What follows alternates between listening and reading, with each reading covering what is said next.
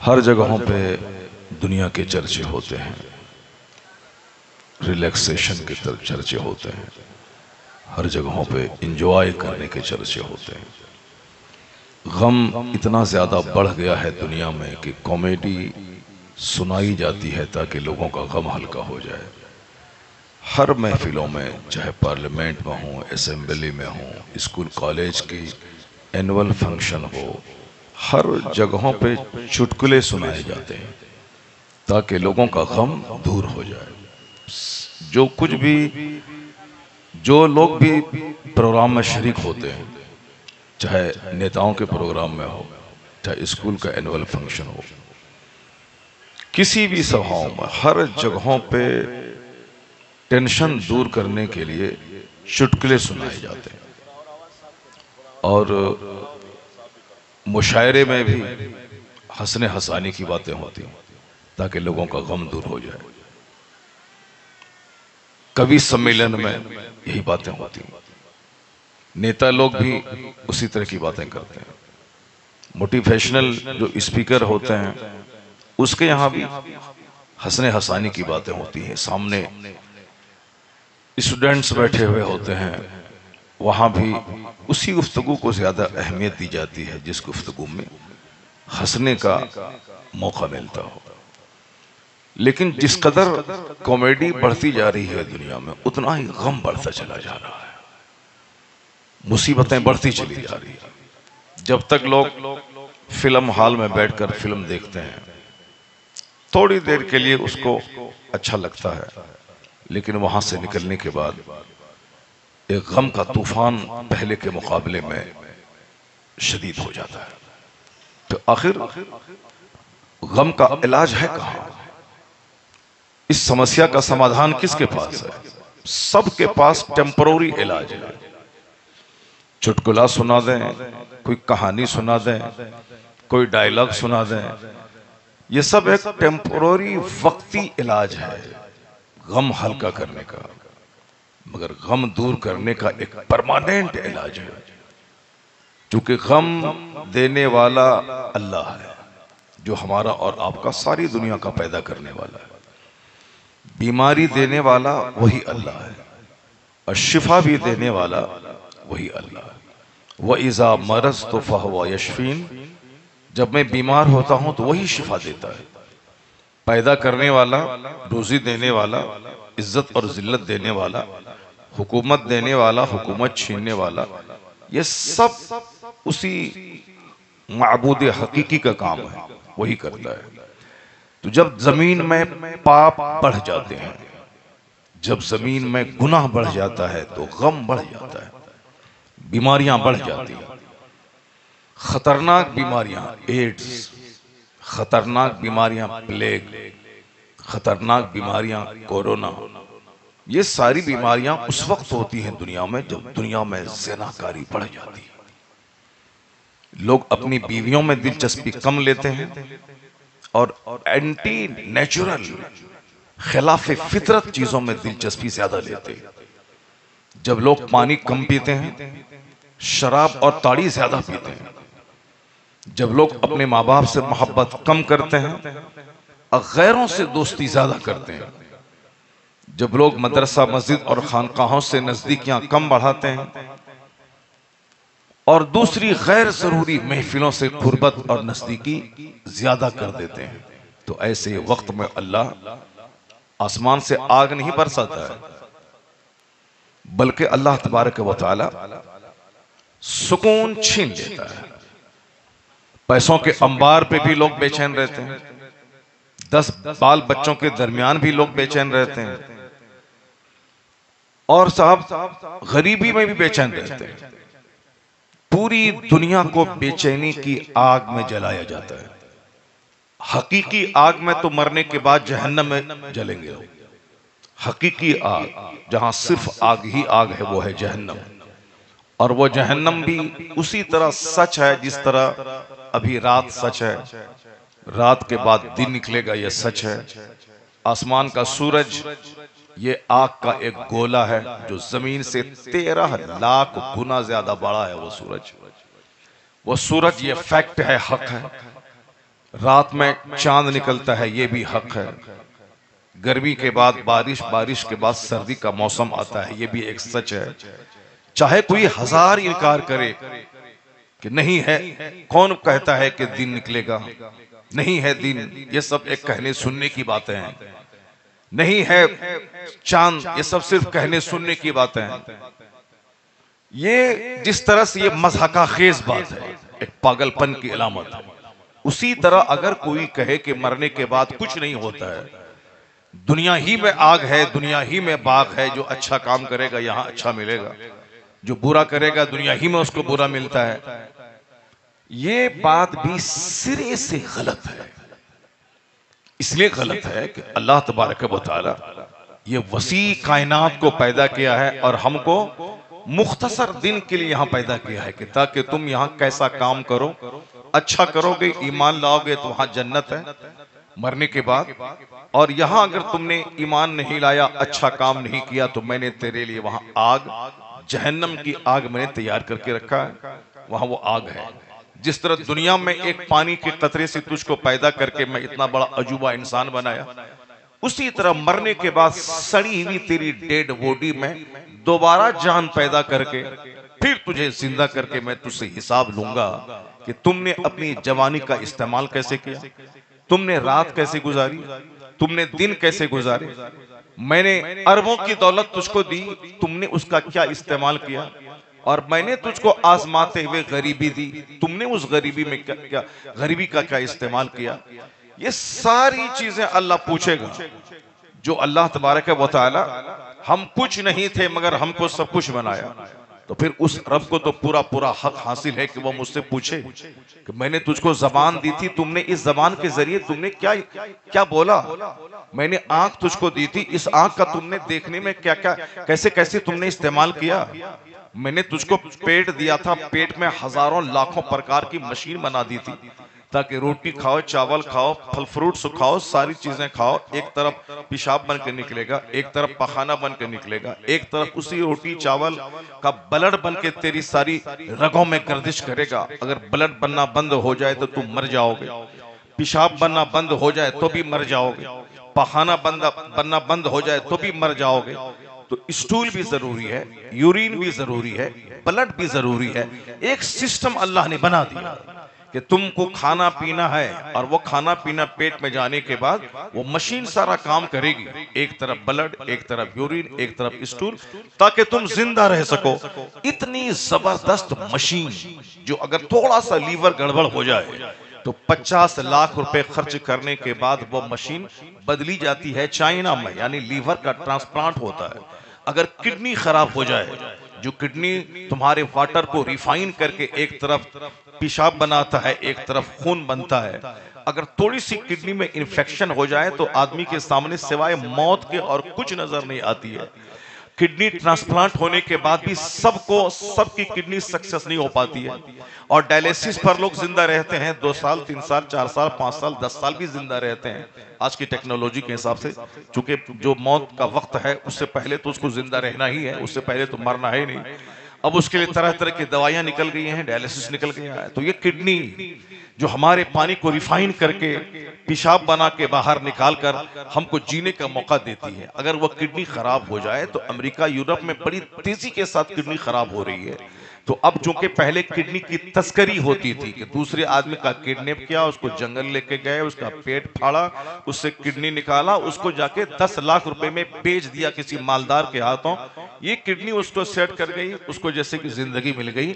लेकिन अब चूंकि मेडिकल एक्सपर्ट ने एक कहा कि इस तरह से तस्करी बढ़ रही है किडनी की, तो अब सिवाय अपने करीब रिश्तेदार के दूसरे की किडनी कबूल नहीं की जाएगी। मुमकिन है कि किसी दूसरे को किडनैप करके उसकी किडनी निकाल के ले आया गया हो। इस तरीके से थोड़ी सी राहत मिली, वरना बीच में तो इतनी किडनी चोरी हो रही थी कि रास्ता चलते लोग बच्चे को उठा लेते थे, जंगल में ले जाते। हमारे मदरसे के खुद एक बच्चे को लोग घर जा रहा था, लोगों ने उठा के उस जंगल में ले गया, वहां उन्होंने खूब चिल्लाया तो आसपास के मजदूर जो काम कर रहे थे वो सब आए, फिर उसकी इस तरह से जान बच गई। मगर जब से ये कानून बना है कि अपने करीबी रिश्तेदार यानी बीवी, बेटा, भतीजा, जो अपना ब्लड रिलेटिव हो उसी की किडनी ली जाएगी और अब अजनबी लोगों की नहीं, तो थोड़ी सी राहत हो गई है। अगर किडनी खराब हो जाए तो लोग 5 करोड़ देना चाहते हैं कि 5 करोड़ दे के मैं किडनी ले लूं ताकि मैं कुछ दिन और सांस ले सकूं दुनिया में, जिंदा रह के मैं दुनिया को देख सकूं। मरना नहीं चाहता है कोई, लेकिन आपको अल्लाह ने 2 किडनी दी है और बगैर किसी पैसे के दी है, अपनी तरफ से अपने फजल से दी है। और आपकी उम्र 90 साल 80 साल, आपकी किडनी खराब नहीं हुई है, बिल्कुल पाबंदी के साथ वो किडनी अपना काम कर रही है। तो जाहिर सी बात है जो किडनी खराब होने के बाद 5 करोड़ में खरीदी जाती है, वो किडनी आपको मुफ्त में अल्लाह ने दे दिया है। तो इसके बदले में सवाल तो होगा कि तुमने इस किडनी का क्या इस्तेमाल किया, तुमने जो पेट में सब कुछ डालता रहा उसके बदले में जवाब तो देना पड़ेगा कि पेट में हराम डाला या हलाल डाला, नोच खसोड़ के डाला या हलाल तरीके से पसीना बहा के डाला। सवाल होगा।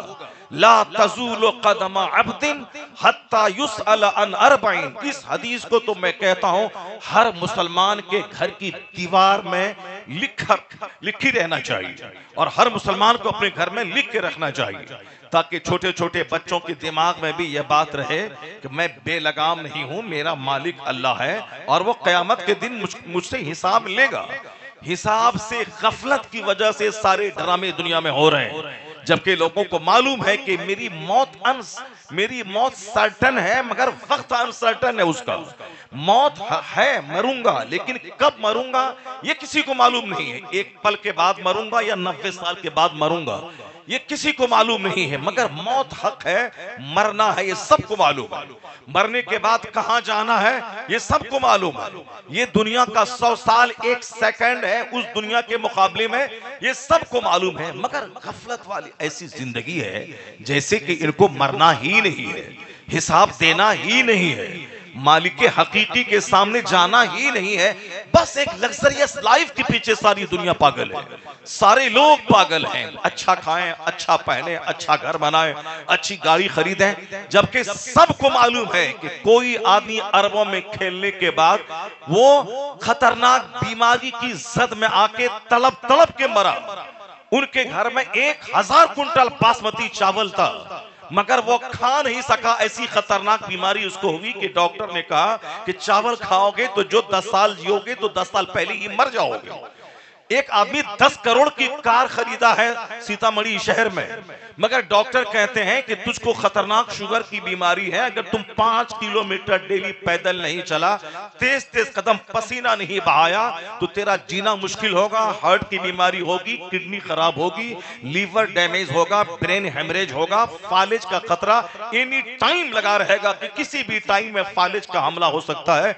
शुगर के मरीज, ब्लड प्रेशर हाई और लो के मरीज को किसी भी वक्त फालिज का अटैक हो सकता है। और ये क़यामत की निशानी है कि हुजूर ने फरमाया है आखिर जमाने में फालिज का मर्ज ज्यादा हो जाएगा। पहले आज से 10 साल पहले 10-20 गांव में किसी एक आदमी को फालिज यानी आपकी जबान में लकवा का मर्ज होता था, लेकिन आज तो हर गांव घर घर की कहानी है। सब उसको फालिज मार दिया, उसको फालिज मार दिया।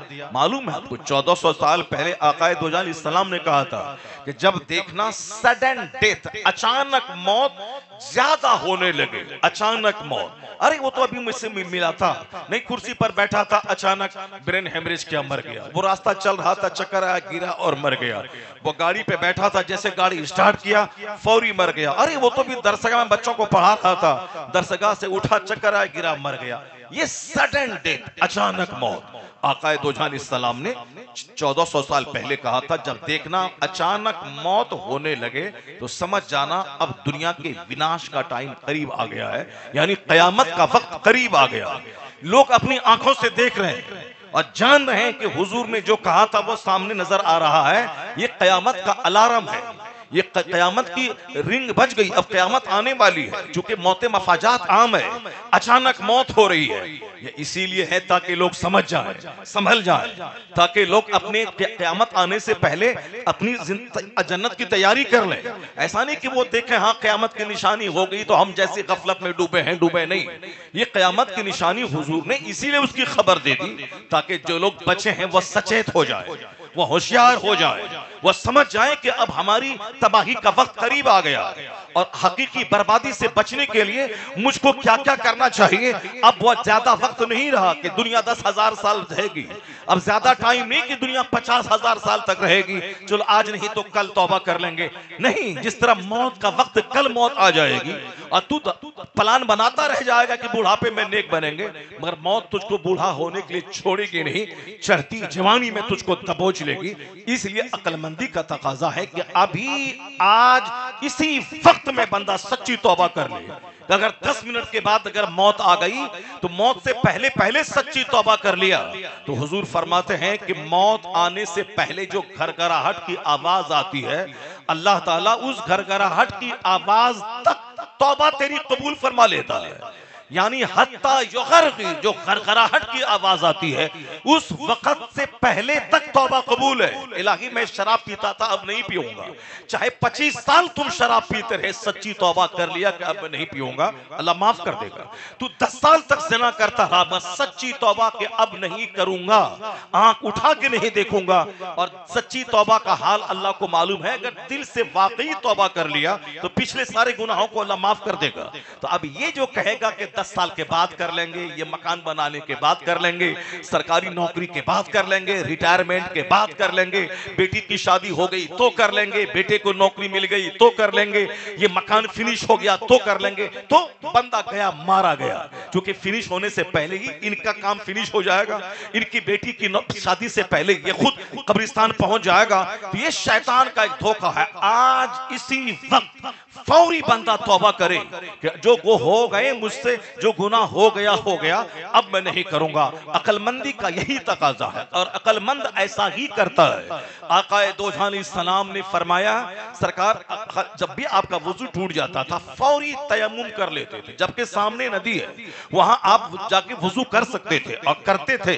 लेकिन जब लोगों ने पूछा कि हुजूर सामने पानी है, वहां जाने तक आप वहां जाकर वुजू कर सकते थे, लेकिन आपने तयम्मुम क्यों कर लिया? आका फरमाते हैं कि मेरी सांस जो चलती है, जो सांस नीचे आ रही है, मैं ये सोचता हूं कि शायद ये सांस दोबारा वापस अंदर नहीं जाएगी। मुझको मैं ये सोचता हूं कि ये सांस अधूरी रह जाएगी, सांस फिर दोबारा वापस न जाएगी। जब आदमी इस कदर सांस के बारे में अनसर्टेन है कि मैं लिया फिर दोबारा वो सांस अंदर जाएगी या नहीं, ये 5 मिनट 10 मिनट 5 साल तो दूर की बात है। अगर पानी तक पहुंचने से पहले मौत आ गई तो फिर बेवजू मौत आ जाएगी। इसलिए मैं तयम्मुम कर लेता हूं। बुजुर्गान दिन का ही दस्तूर रहता था कि मैं पानी तक पहुंचने से पहले तयम्मुम कर लूं ताकि वहां तक पहुंचूंगा या नहीं पहुंचूंगा ये कोई जमानत नहीं है। अगर इस बीच में मौत आ गई तो क्या होगा? ये बड़ों की बड़ी बातें हैं जो हम जैसे छोटों के समझाने के लिए प्रैक्टिकल में उन्होंने करके मुझको बताया है।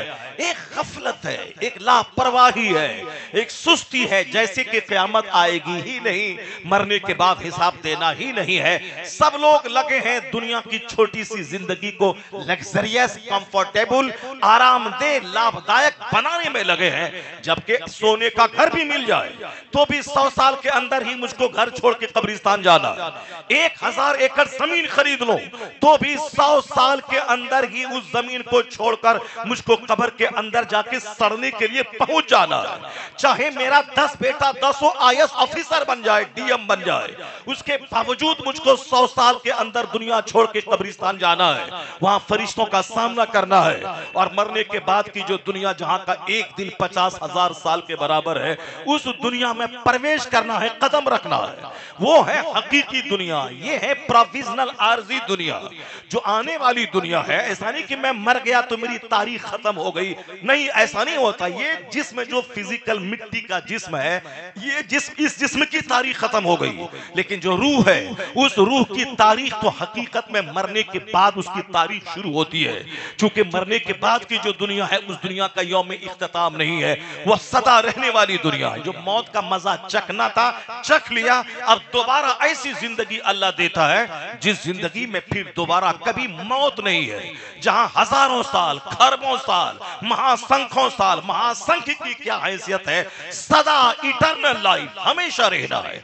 अब ये बताएं कि दुनिया में चाहे सोने का घर हो तो भी 70-80 साल के अंदर छोड़ के चला जाना है। लेकिन अगर मरने के बाद अगर आग मिल गई, अगर जहन्नम मिल गया, ऐसा नहीं कि 25-30 साल के बाद फिर जहन्नम छोड़ के फिर जन्नत चले जाना है। अब सदा जलना है, खरबों साल, अरबों साल, महासंख्यों साल, जहां मौत ही नहीं है। बदन गलेगा, फौरी बदन तैयार है, फिर आग में बदन जल जाएगा, फिर फौरी बदन तैयार है। अल्लाह फरमाता है वल्लज़ीना कफरू बिआयातिना सौफ नुस्लिहिम नारा कुल्लमा नदिजत जुलूदुहुम बद्दलनाहुम जुलूदन गैरहा लियज़ूकुल अज़ाब। जिसने हमारी आयतों को मानने से इनकार किया, हम उसे जहन्नम की आग में जलाएंगे, और जब आग में खाल उसकी गल जाएगी, बद्दलनाहुम जुलूदन गैरहा लियज़ूकुल अज़ाब, फिर हम दूसरी खाल पैदा कर देंगे ताकि वो अजाब का मजा चखता रहे। तो जहां दायमी अजाब, परमानेंट अजाब, जहां मौत ही नहीं है, तो अक्लमंदी का तकाजा है कि बंदा दुनिया में जहां 70 साल रहना है उसके बारे में सिर्फ 5% सोचे और 95% फिक्र वहां के बारे में करे जहां खरबों साल रहना है, जहां सदा रहना है। तो अक्लमंद कितने लोग हैं दुनिया में जो 95% वहां के बारे में सोचते हैं? और ये दुनिया जहां 70, 80, 90 साल जो 1 सेकंड के बराबर है, यहां सारी मेहनतें इसी दुनिया को सजाने के लिए है। एक स्टूडेंट 15-15 घंटे स्टडी करता है ताकि नौकरी मिले, नौकरी के बाद 2 लाख महीना कमाओ, और 30 साल तक नौकरी करूं, उसके बाद फिर क्या करूं? 60-62 साल का बुढ़ा होकर मौत का इंतजार करूं। और ये मौत चाहे हॉस्पिटल में आए, चाहे घर में आए, चाहे जंगल में आए, 100 साल के अंदर ही दुनिया छोड़ के चला जाना है। तो चंद दिन की रोटी के लिए 15 घंटे बंदा स्टडी करता है, वतन से बेवतन होता है, जाके इंजीनियरिंग करना, मेडिकल की तैयारी करना, नीट निकालना, साहब कौन कौन सी तैयारी करना है, यूजीसी निकालना है, यानी सारी मेहनतें 2 रोटी के लिए। उससे बड़ा गधा कोई नहीं होगा जो सिर्फ दुनिया के चंद दिनों की रोटी के लिए 15-15 घंटे स्टडी करे, 18-18 घंटे स्टडी करे, और फिर जहां सदा खरबों साल रहना है वहां के बारे में सोच ले कि अल्लाह माफ कर देगा, जन्नत दे देगा। जब अल्लाह वहां जन्नत दे देगा बगैर नेकी के, तो यहां तुम घर में बैठा रह और यही बोल कि अल्लाह मुझे डीएम बना देगा, अल्लाह मुझे ऑफिसर बना देगा, अल्लाह मेरे इस खेत में सोने की खेती निकाल देगा। जो अल्लाह वहां बगैर अमल के जन्नत दे सकता है, वो अल्लाह यहां भी आम के पेड़ में सोना निकाल सकता है, यहां भी बगैर मेहनत के डीएम बना सकता है, यहां भी बगैर मेहनत के हम आईएएस ऑफिसर बन सकते हैं। लेकिन ये बुद्धू कहता है नहीं नहीं, अल्लाह कर सकता है, मगर अल्लाह ऐसा करता नहीं है, बल्कि अल्लाह के कानून पर अमल करते हुए दुनिया के नियम का पालन करना होगा, मेहनत करनी होगी, खेत में हल चलाना होगा, वहां दाना डालना होगा, तब जाके एक दाना 1000 दाना लेके वापस आएगा। अल्लाह डीएम बनाने वाला है, मगर मुझको 10 से लेके 15 घंटे स्टडी करनी होगी, मेहनत करना होगा, दिमाग जलाना होगा, कंपटीशन फेस करना होगा, प्री मेंस और वाइवा निकालना होगा, तब जाकर के अल्लाह की रहमतें मेरा इस्तेकबाल करेंगी और मैं आईएएस ऑफिसर बनूंगा। मैं कहता हूं एक गधा, जब दुनिया की 2 रोटी के लिए तुझको मालूम है कि प्री निकालना है, मेंस निकालना है, ओरल निकालना है, अल्लाह चाहे तो घर में बैठे डीएम हमको बना दे, लेकिन अल्लाह का कानून ये नहीं है, मेहनत करनी होगी, घर से बाहर निकलना होगा। तो फिर यही बात दिमाग में बैठा ले, जब दुनिया में बगैर पढ़े बंदा डीएम बन नहीं सकता, खेती हो नहीं सकती, बगैर बिजनेस किए हुए पैसा घर में आ नहीं सकता, ये बात भी बैठा ले, बगैर मस्जिद गए हुए जन्नत नहीं मिल सकती, बगैर रोजा रखे जन्नत नहीं मिल सकती, बगैर फजर जोहर असर मगरिब के जन्नत नहीं मिल सकती। पैसा चाहिए तो खेत और दुकान जाना होगा, और जन्नत चाहिए तो मस्जिद जाना होगा, सजदा करना होगा। नारे तकबीर, नारे रिसालत। अल्लामा मुफ्ती शहरयार रजा साहब किबला, अज़मते मुस्तफ़ा कॉन्फ्रेंस। सच कहा पैगंबर आज़म अलैहिस्सलाम ने कि आखिर जमाने में लोगों की अक्लें छीन ली जाएंगी, लोग पागल और दीवाना हो जाएंगे, डीएम की शक्ल में पागल, प्रधानमंत्री की शक्ल में पागल, विदेश मंत्री की शक्ल में पागल, गांव देहात के मुखिया प्रधान समिति की शक्ल में पागल। एक पागल ढूंढे, हजारों पागल कदम कदम पे मिलेंगे। वो पागल ही है ना जो आदमी रात के 10 घंटे नींद लेने के बाद फजर के लिए 10 मिनट का टाइम उसके पास नहीं है, मगर वो लंबी चौड़ी चिकनी चपड़ी बातें कर रहा है कि जन्नत मिल जाएगी। हाँ हाँ, जन्नत तो लोहबान सुलगाने से मिल जाती है, जन्नत तो अगरबत्ती सुलगाने से मिल जाती है, जन्नत तो 50 रुपए के बताशे की पर फातिहा दिलाने से जन्नत मिल जाती है। अल्लाह ने इतनी सस्ती जन्नत बना दी है कि बताशे पे फातिहा दिलाएं जन्नत मिल जाएगी। तो फिर अल्लाह रब्बुल इज्जत ने दुनिया से आखिरत समझने का एक इशारा लोगों को दिया है कि दुनिया का सारा काम एक सिस्टम से होता है। यही सिस्टम वहां के लिए भी तुम सोच लेना कि यहाँ एक दाना डालो मकई का, सड़ करके 1000 दाना वाला पेड़ तुमको अल्लाह देता है, तो तुम कमजोर हो, अल्लाह को मालूम है। खाना तेरी कमजोरी है, नींद तेरी कमजोरी है, बाल बच्चे पैदा करना तेरी कमजोरी है, ये तेरी कमजोरी है। इसलिए अल्लाह तबारक व तआला 50 टाइम की नमाज हम पर फर्ज नहीं किया, इसलिए नहीं किया कि चूंकि हम उसको बजा नहीं ला सकते थे।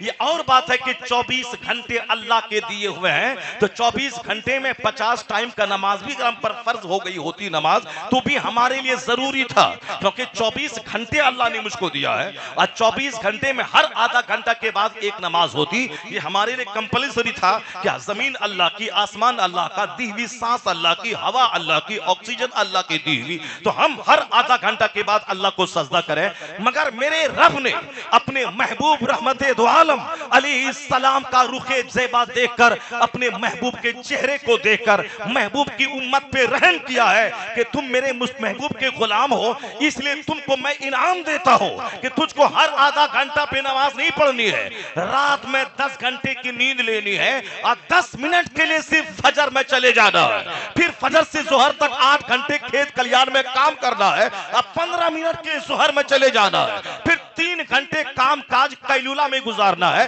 फिर 10 मिनट के लिए असर में चले जाना है, फिर असर से मगरिब के बीच में 2 घंटे का टाइम खेत खलियान दुकान बाजार बाल बच्चों के बीच में गुजारो, फिर 10 मिनट के लिए मगरिब में चले जाना है, फिर 2 घंटे बाल बच्चों में रहो, फिर सोने से पहले 20 मिनट अल्लाह रब्बुल इज्जत के सजदा के लिए खास कर लेना है, फिर रात भर 8-10 घंटे की गहरी नींद लो। तो तुम 8 घंटे सो, 8 घंटे काम करो, सिर्फ 1 घंटा 24 घंटे में निकाल के सजदा करो, अल्लाह 24 घंटे की इबादत का सवाब तुझको अता फरमा दे।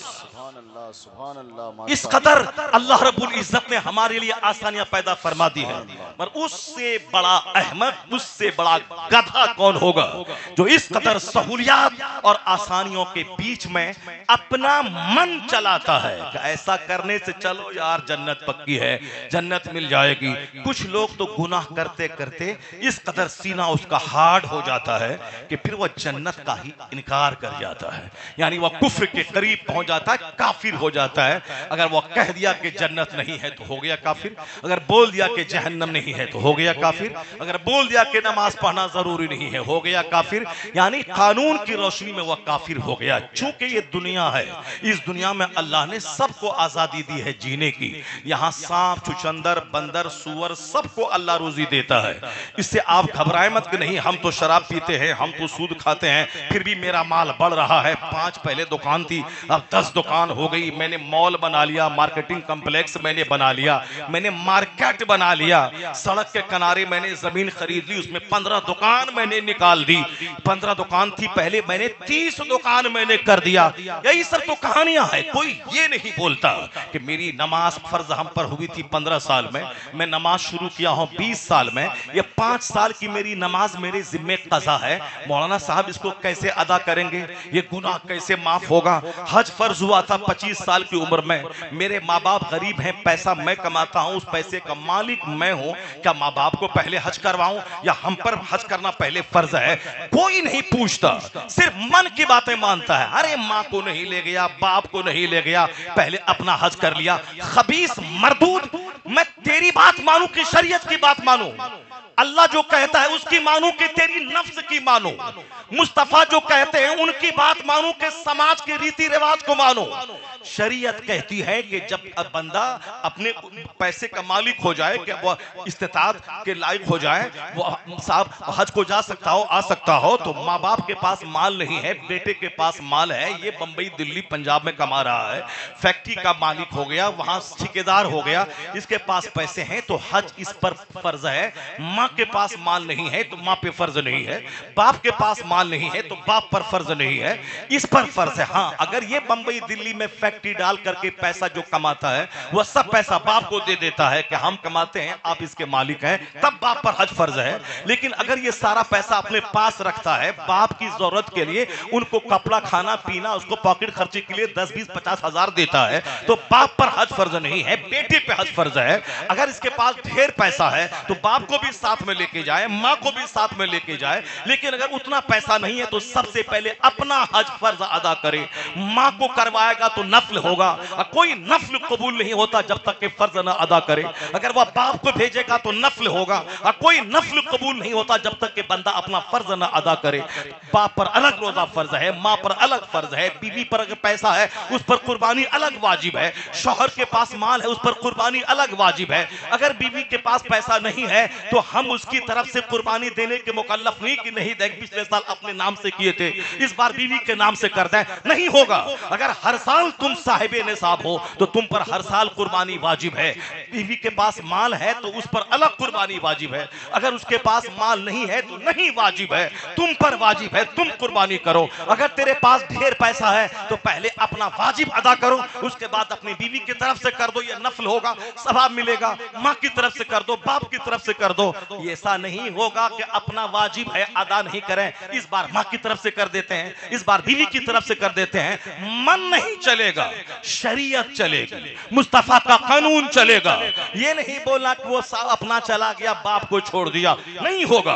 बाप को अलग मरना है, बेटा को अलग मरना है, बीवी को अलग मरना है, शौहर को अलग मरना है। कब्र में वहां बाप को अलग हिसाब देना है, बेटा को अलग हिसाब देना है, माँ को अलग हिसाब देना है, बीवी को अलग हिसाब देना है। तो सब पर नमाज फर्ज है, सब साहिबे निसाब है, सब पर कुर्बानी सदका फित्र वाजिब है, सब साहिबे माल है तो सब पर ज़कात अलग अलग फर्ज है, सब साहिबे इस्तिताअत है तो सब पर अलग अलग फर्ज है। ये नहीं चलेगा कि 900 चूहा खा के बिल्ली हज को चली, ये शैतानी बात नहीं चलेगी। 900 चूहा खा के बिल्ली हज को चली, 900 की क्या बात है। अगर 900 करोड़ चूहा खा के कोई चला जाए, अगर पाक मान से, अगर पाक इरादे से हज किया और अल्लाह उसके सारे गुनाहों को माफ कर दे, तो तू कौन होता है कहने वाला कि 900 चूहा खा के बिल्ली हज को चली। 900 करोड़ चूहा खा के जाए, अगर अल्लाह ने हज कबूल कर लिया तो अल्लाह सारे गुनाहों को मिटा देता है। अगर कोई ये बोले कि नहीं माफ करेगा अल्लाह, तो अब वो अल्लाह कहता है कि मन अंता, तू कौन है कहने वाला कि अल्लाह माफ नहीं करेगा। लो, अल्लाह इसको माफ कर दिया और तुझको अल्लाह जहन्नम में डाल दिया। इसलिए ये मत बोलना कि अल्लाह इसको माफ नहीं करेगा, उसको माफ नहीं करेगा। कानून पर अमल करना है, बाकी कौन जन्नत जाएगा ये अल्लाह को मालूम है। आलिम दीन कानून बनाते हैं। अगर कोई कहा कि अल्लाह हक है, रसूल पाक हक है, कुरान हक है, शरीयत हक है, जन्नत जहन्नम हक है, अगर अमल कुछ सुस्त है, अगर अकीदा पुख्ता है तो बख्शिश की उम्मीद है। लेकिन अगर कहा कि जन्नत है कि नहीं है कौन देखा है, जहन्नम है कि नहीं है कौन देखा है, तो सीधे काफिर हो गया। उस शादीशुदा है तो बीवी निकाह से निकल गई। अब जितने बच्चे पैदा होंगे सारे बच्चे वलदुल जना वलदुल हराम पैदा होंगे। अब उनके सारे बच्चे हरामी पैदा होंगे, चूंकि जैसे कुफ्र किया ईमान खत्म हुआ, निकाह खत्म हुआ, निकाह खत्म हुआ तो अब बीवी उसके लिए अजनबिया बन गई। अब जितनी बार उसके पास जाएगा वो हराम, और जितने बच्चे पैदा होंगे सारे बच्चे वलदुल हराम। इसलिए काफिर पहले बोलता है फिर सोचता है, मगर मुस्तफा का गुलाम पहले सोचता है फिर बोलता है। सोचकर जो बोलेगा उसका ईमान बचेगा, अकीदा बचेगा, दीन बचेगा, सब महफूज रहेगा। सुभान अल्लाह, सुभान अल्लाह।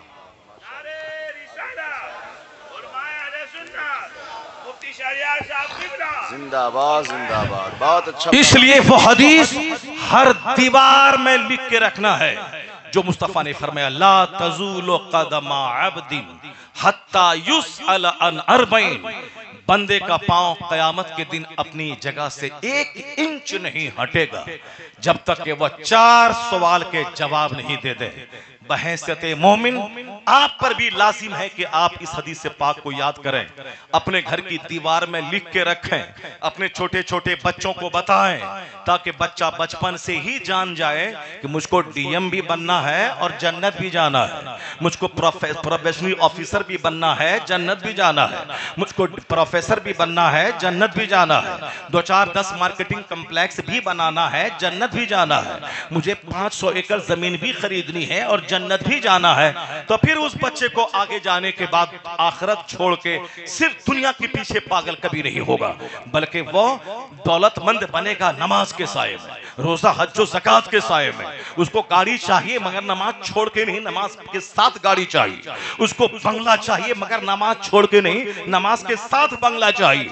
उसको दुनिया चाहिए मगर आखिरत त्याग के नहीं, बल्कि आखिरत के साथ में दुनिया चाहिए। तो फिर या दोनों बेचैनी नजर आएगी समाज में कि आदमी मस्जिद जाने के लिए बेचैन है, कुर्बानी करने के लिए बेचैन है, हज करने के लिए बेचैन है, ज़कात देने के लिए बेचैन है, सदकात व खैरात करने के लिए बेचैन है, माँ बाप से उसने सुलूक करने के लिए बेचैन है, और दुनिया कमाने के लिए कोढ़ी बन के घर में नहीं बैठता है, बल्कि इसे फजर से लेकर जोहर तक 8 घंटे एक मिनट वो काम में लगा रहा है। जब नमाज पढ़े ये समझे कि जिंदगी की आखिरी नमाज है, ये उस नो को पलक दुरुस्त करके पढ़े, चोंच मार के नहीं पढ़े। और जब दुनिया का काम करे ये समझ के करे कि मुझको 1000 साल तक दुनिया में रहना है, एक लंबी जिंदगी गुजारनी है, और लंबी जिंदगी गुजारने के लिए मुझको किस तरह कील कांटे दुरुस्त करने पड़ेंगे, कैसी मेहनत करनी पड़ेगी और कैसा दूर रस नतीजा इस काम का निकलेगा, उसी तरह सिस्टमेटिक ढंग से नेचुरल काम, मेहनत वाला काम वो करे।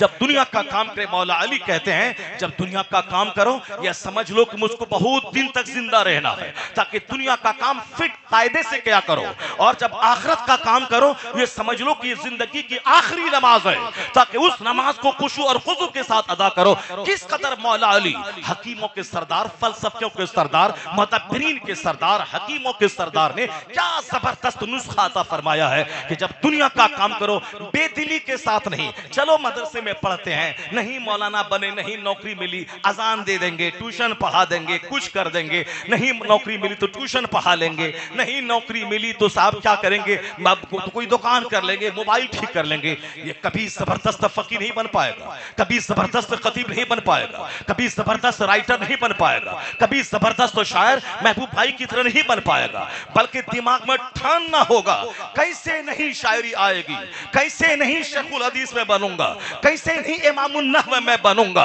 एक चैप्टर को 50 बार पढ़ूंगा, 100 बार पढ़ूंगा, और जब तक याद ना हो जाए, समझ नहीं लूं, मैं आगे नहीं बढ़ूंगा। ये जुनून जब छा जाएगा वो मुहद्दिस भी बन जाएगा, फकीह भी बन जाएगा, वो मुतब्बिर भी बन जाएगा। और अगर नमाज रोजे के बारे में सचेत रहा कि जिंदगी की आखिरी नमाज है तो पक्का जन्नती वहां बनेगा, पक्का साहिबे इल्म यहां बन जाएगा। दोनों जहान की कामयाबी के लिए यही फलसफा जरूरी है जो मौला अली ने कहा है। चलो पढ़ते हैं, इंटर कर लेंगे, बीए कर लेंगे, एमए कर लेंगे, नौकरी नहीं मिली तो ट्यूशन पढ़ा लेंगे, नौकरी नहीं मिली तो क्या करेंगे, कोई पंचर की दुकान खोल लेंगे, कोई मोबाइल की दुकान खोल लेंगे। ये नहीं चलेगा, बेबुज़दिल कोई बड़ा काम नहीं कर सकता है। ये दुनिया है मुकाबला करने की दुनिया, ये दुनिया है इम्कानात से भरी हुई दुनिया है, अपॉर्चुनिटीज से भरी हुई दुनिया है। यहाँ मौके दस्तयाब है, यहाँ पैसे छीटे हुए हैं, यहाँ चाहिए उसको चुनने वाला, हुनर सीखने वाला, उसके पीछे टाइम देने वाला, जो सिर्फ बैठ बैठ के बातें करेगा कि गवर्नमेंट दूसरों की है, यहाँ नौकरी नहीं मिलती है, वह काम चोर है। वो नहीं जानता किसी बार 2024 का रिजल्ट जो अभी 1 महीना पहले अप्रैल में निकला है, अप्रैल में यानी अभी 1 महीना भी नहीं हुआ है, जो आईएएस का रिजल्ट निकला है 2024 वाले एग्जाम का, उसमें एक ऑटो ड्राइवर, ऑटो रिक्शा चलाने वाली की बेटी आईएएस ऑफिसर बन गई, अब वह कलेक्टर बन गई। मुसलमान की बेटी वो कलेक्टर बन गई, अब वह एक डिस्ट्रिक्ट का डीएम मालिक रहेगी। प्रधानमंत्री हैं पूरे हिंदुस्तान के, अब फिर साहब पूरे हिंदुस्तान में सिंदूर लिए फिर रहे हैं, लड़ा है कौन और वर्दी पहन रहा है कौन। मगर अगर इलेक्शन हार गए तो आने वाले इलेक्शन के बाद प्रधानमंत्री वहां नहीं रहेंगे जहां आज हैं, वो आप पवेलियन लौट के चले जाएंगे। नीतीश कुमार जी आज हैं बिहार में और हारेंगे तो कल बिहार में सीएम की कुर्सी पर नहीं रहेंगे, वो बिल्कुल चले जाएंगे वो अपने दयार में।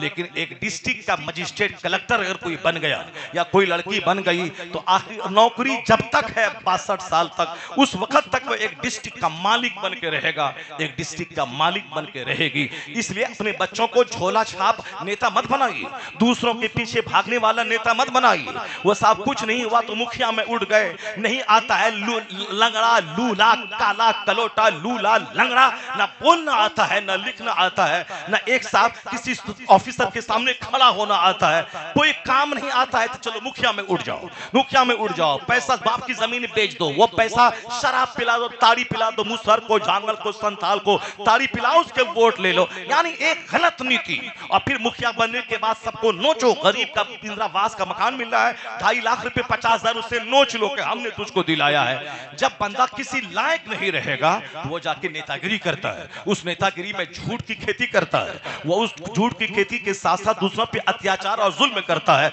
अपने बच्चों को इतना कमजोर मत बनाओ कि सड़ा हुआ नेता बन जाए, पुलिस की मुखबिरी करने वाला बन जाए, थाने की दलाली करने वाला बन जाए, दूसरों का झोला ढोके 2 पैसा कमीशन का खाने वाला हरामखोर बन जाए। ऐसा मत बनाओ। अपने बच्चों को आईएएस ऑफिसर बनाओ, अपने बच्चों को ब्लॉक डेवलपमेंट ऑफिसर बनाओ।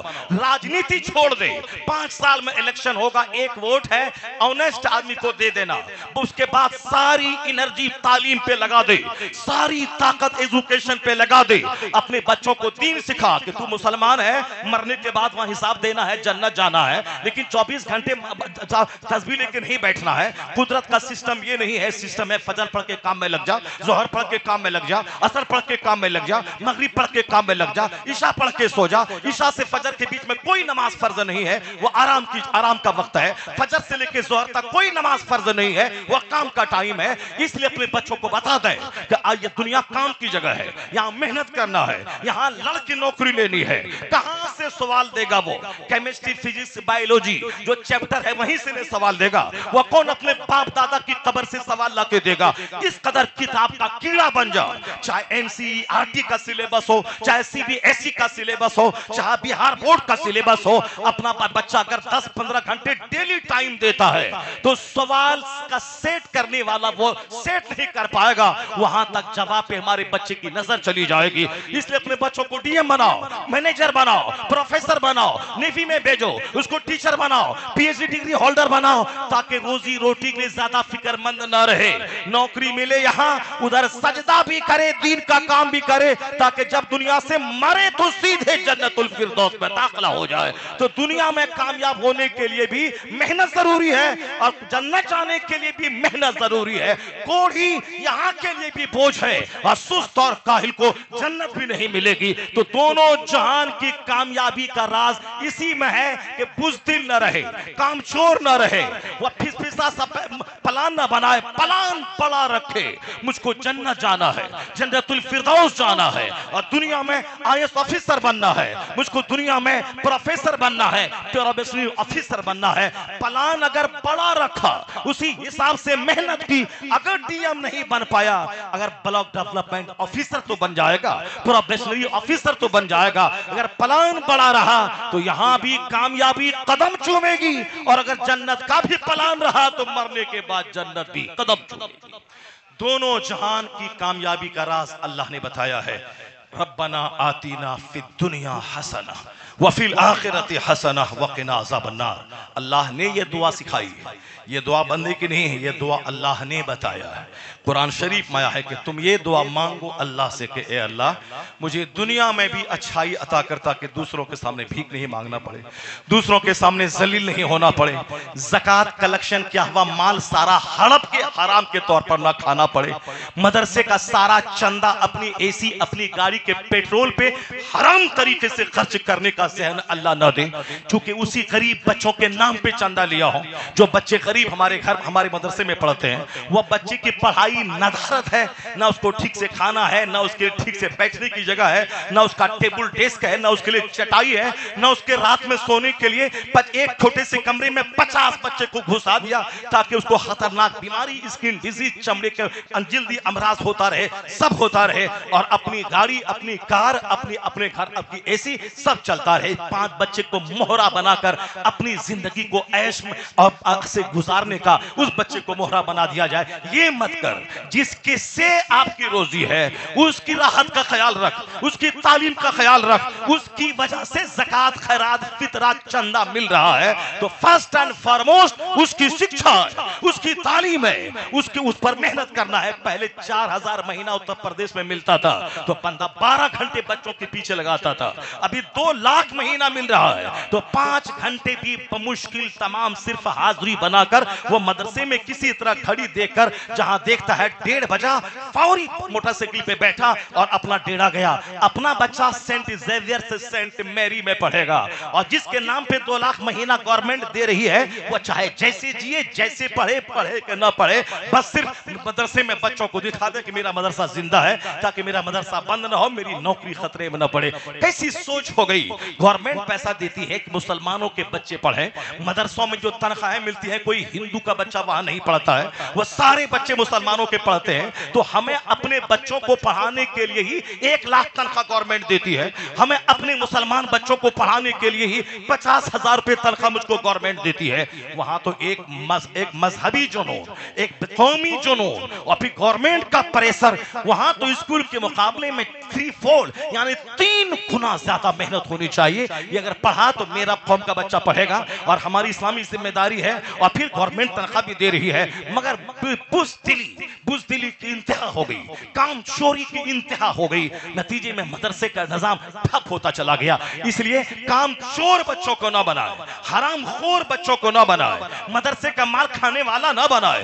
इस कदर उसको शिक्षा दे दें ताकि रोजी रोटी के लिए स्कूल का टीचर बन जाए, रोजी रोटी के लिए कॉलेज का प्रोफेसर बन जाए, रोजी रोटी के लड़के गवर्नमेंट से नौकरी लेकर ब्लॉक का ट्रांसलेटर बन जाए। उसके बाद मदरसे में पढ़ाए, उसके बाद मस्जिद में खिताब करे ताकि उसको जगह का डर ना हो कि मगर मतवली शराबी है, शराब के खिलाफ में बोलूंगा तो मुझको असर से पहले निकाल देगा, अगले जुमा में खिताब करने नहीं देगा। अगर उसको डर नहीं कि ये नासी में आला मुझको, मैं उसका हाथ नहीं चूमूं तो मुलाजमत से निकाल देगा, नहीं, ये मेहनत से पढ़ाएगा। तो बच्चों को कामचोर बनने से बचाने के लिए उसको हुनर दे दीजिए, उसको लियाकत दे दीजिए, उसको सलाहियत दे दीजिए, उसको 10-10, 12-12 घंटे पढ़ने का जुनून चढ़ा दीजिए कि नौकरी कैसे नहीं मिलेगी, लड़के मुझे नौकरी लेनी है। अगर ये लड़के नौकरी लेने का जुनून चढ़ गया और 10-12 घंटे पढ़ना शुरू कर दिया तो फिर याद रखें, जब बंदा मेहनत करता है इधर से मेहनत जाती है, उधर से खुदा की रहमत उतरती है, कामयाबी कदम चूमती है,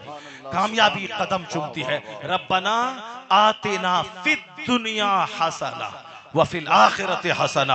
अल्लाह चाहता है कि आप दुनिया में भी इज्जतदार रहें, दुनिया में भी खुशहाल रहें। अच्छा कपड़ा पहनना हराम नहीं है, मगर कपड़ा पहनने के बाद मगरूर होना ये हराम है।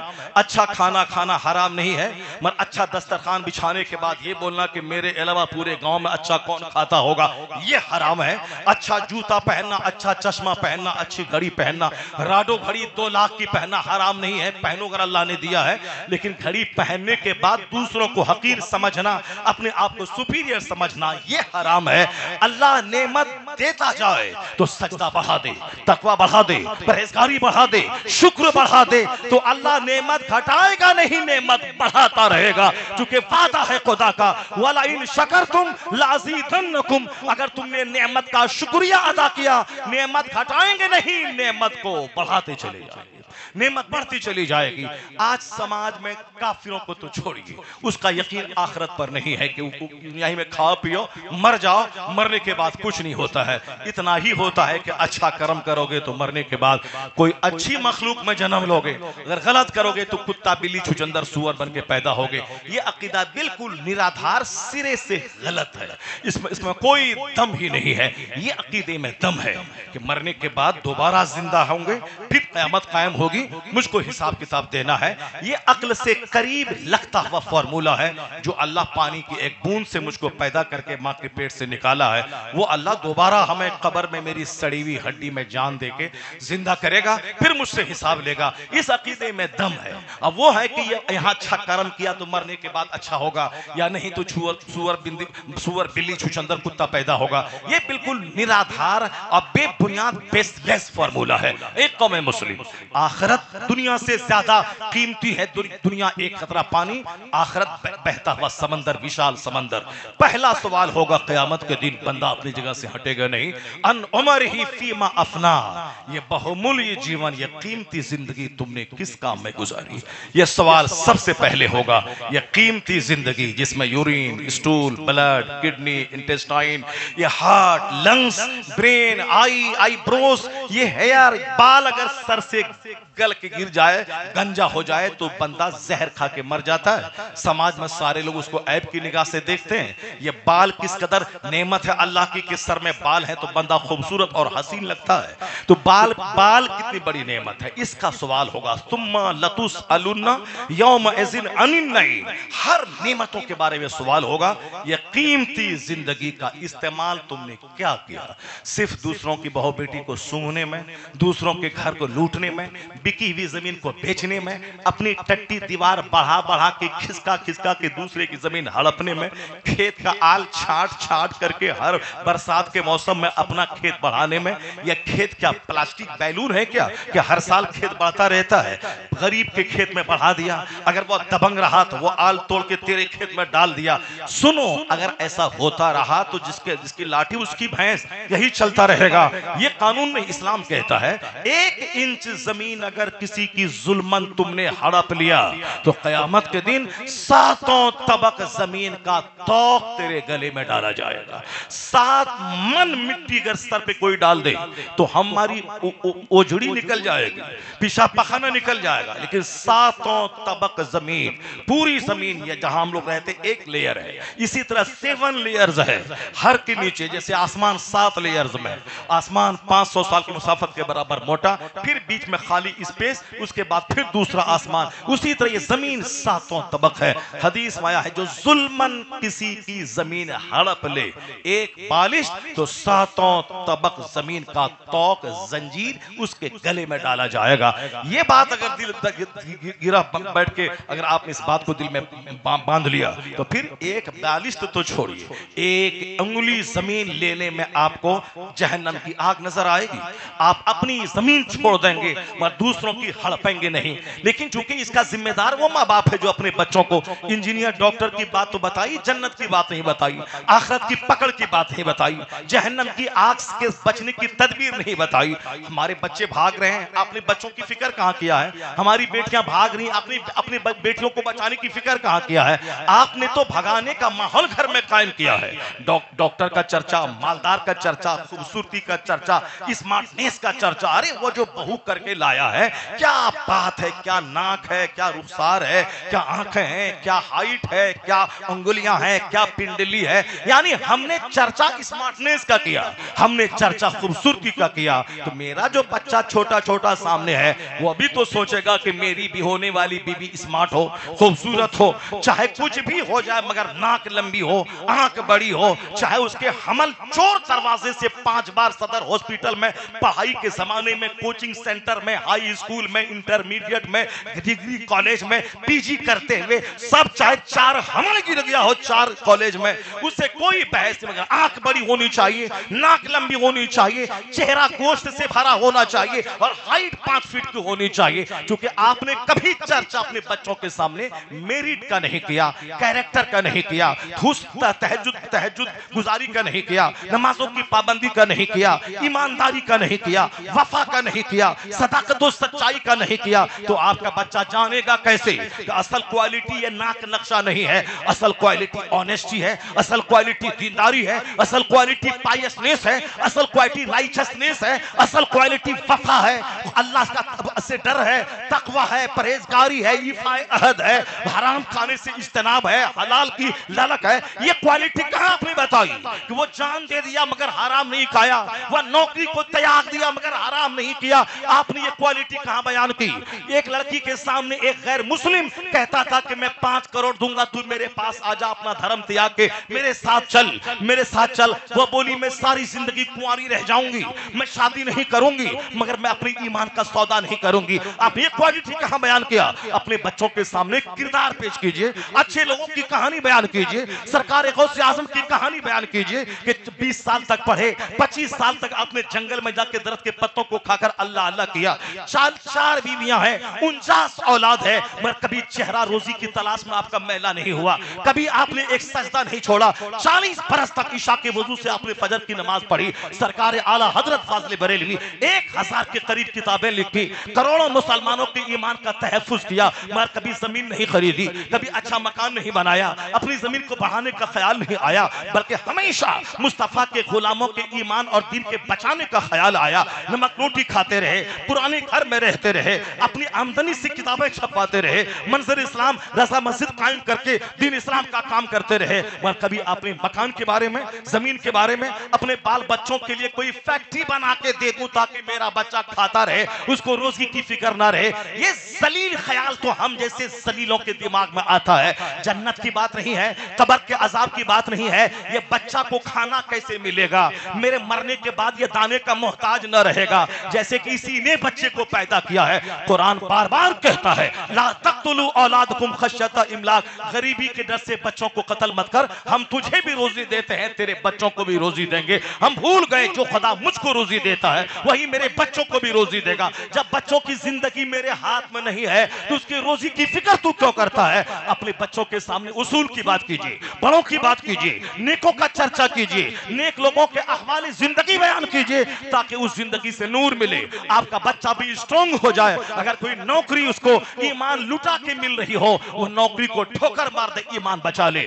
अगर कोई लड़की ईमान लुटा के मिल रही हो, उस लड़की के मुंह पे थूक दे, मगर अपना ईमान बचा ले। ये उस वक्त होगा जब घर में दुनिया का चर्चा 5% होगा, अब 95% घर में आखिरत और जन्नत का चर्चा होता रहेगा। अपने घरों का माहौल बदलिए, अपने घरों का कल्चर बदलिए, अपने घरों के अहवाल बदलिए, अपने घरों के जीने का अंदाज बदलिए।